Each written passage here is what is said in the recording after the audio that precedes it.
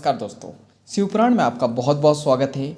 आज हम लोग पढ़ने वाले हैं शिवपुराण की श्री रुद्र संहिता के तृतीय खंड के 33वें अध्याय को, अनरण्य राजा की कथा। तो चलिए शुरू करते हैं। अनरण्य राजा की कथा, तो चलिए शुरू करते हैं। ब्रह्मा जी बोले, हे नारद, कुल की रक्षा करने के लिए किसी एक का त्याग कर देना ही नीति शास्त्र कहलाता है।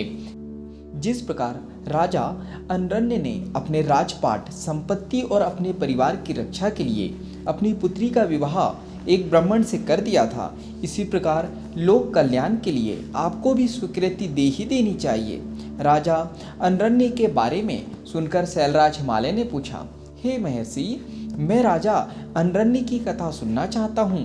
गिरिराज हिमालय के ऐसे वचन सुनकर मुनि वशिष्ठ बोले, हे पर्वतराज, महाराजा मनु की 14वीं संतान इंद्रा सावर्णी के वंश में ही राजा अनरण्य का जन्म हुआ था। वे भगवान शिव के परम भक्त थे।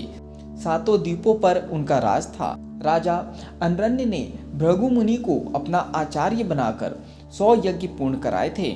राजा अनरण्य की 5 रानियां, 100 पुत्र व एक साक्षात लक्ष्मी स्वरूपा परम सुंदरी कन्या थी, जिसका नाम पद्मा था। पद्मा एकलौती पुत्री होने के कारण बहुत लाडली थी। राजा अनरण्य और उनकी 5 रानियां पद्मा को बहुत प्यार करते थे। राजा बहुत ही सरल, न्यायप्रिय व उदार थे। देवताओं द्वारा स्वर्ग का सिंहासन दिए जाने पर उन्होंने उसे ग्रहण करने से इनकार कर दिया था। जब राजा अनरण्य की प्रिय पुत्री पद्मा विवाह के योग्य हुई तो राजा अनरण्य को उसके विवाह की चिंता सताने लगी। पद्मा के लिए योग्य वर की खोज शुरू हो गई। चारों दिशाओं में सुयोग वर की तलाश की जा रही थी। अनेकों राजाओं को पत्र लिखे गए। एक दिन संयोगवश देवी पद्मा वन में विहार करने के लिए अपनी सखियों के साथ गई हुई थी। वहां तपस्या करके लौट रहे ऋषि पिप्लाद की दृष्टि पद्मा नाम की उस सुंदरी पर पड़ गई। वे उसकी सुंदरता पर मोहित हो गए। वे उस सुंदरी को मन में बसाए हुए ही अपनी कुटिया पर पहुंच गए। सुंदरी का सौंदर्य पिप्लाद के मन मस्तिष्क में धस गया था। एक दिन ऋषि पिप्लाद पुष्पाभद्रा नामक नदी में स्नान करने गए। संयोगवश राजा अनरण्य की परम सुंदरी पुत्री पद्मा भी वहां उपस्थित थी। उसे पुनः देखकर ऋषि पिप्लाद के मन की इच्छा पूरी हो गई। उन्होंने पद्मा की सखियों और सैनिकों से उसका परिचय प्राप्त कर लिया। वहीं कुछ मनुष्यों ने ऋषि की हंसी उड़ाते हुए कहा कि ऋषि जी, आपका मन देवी पद्मा पर मुग्ध हो गया है तो आप महाराज से उन्हें मांग क्यों नहीं लेते। इस प्रकार के वचन सुनकर पिप्लाद लज्जित तो हुए, परंतु उनके दिल में सुंदरी पद्मा को पाने की इच्छा कम न होकर और बलवती हो गई। स्नान, नित्य कर्म और शिव पूजन आदि से निवृत्त होकर मुनि पिप्लाद राजा अनरण्य की सभा में चले गए। अपने दरबार में मुनि को पधारा देखकर राजा अनरण्य ने चरण छूकर उनका अभिवादन किया तथा विधिवत पूजन करने के पश्चात उन्हें आसन पर बैठाया तथा पूछा कि मैं आपकी क्या सेवा कर सकता हूँ। इस पर ऋषि पिप्लाद बोले, राजा, आप अपनी कन्या पद्मा को मुझे सौंप दीजिए। यह सुनकर राजा चुप हो गए। इस पर पिप्लाद मुनि कहने लगे कि राजा, यदि शीघ्र ही तुमने अपनी कन्या मुझे नहीं दी तो मैं क्षण भर में ही तुम्हें और तुम्हारे कुल को भस्म कर दूंगा। यह बात सुनकर राजा, उनकी रानियां, नौकर चाकर, दासियां सभी रोने लगे। राजा अनरण्य यह सोच अत्यंत व्याकुल हो उठे कि कैसे वे अपनी फूलों से भी कोमल पुत्री का हाथ एक बूढ़े ऋषि को दे।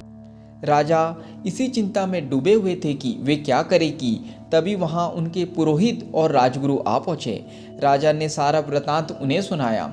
इस पर राजगुरु बोले कि राजन, आपको अपनी कन्या का विवाह किसी से तो करना ही है, तो क्यों ना उसका विवाह ऋषि पिप्लाद से ही कर दिया जाए।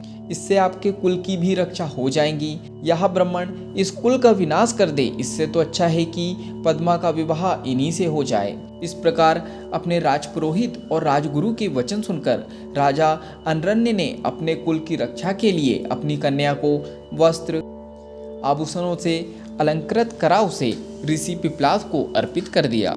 तत्पश्चात देवी पद्मा और ऋषि पिप्लाद का वैदिक रीति से परिणयोत्सव संपन्न हुआ तथा राजा ने प्रसन्नतापूर्वक अपनी पुत्री को विदा कर दिया।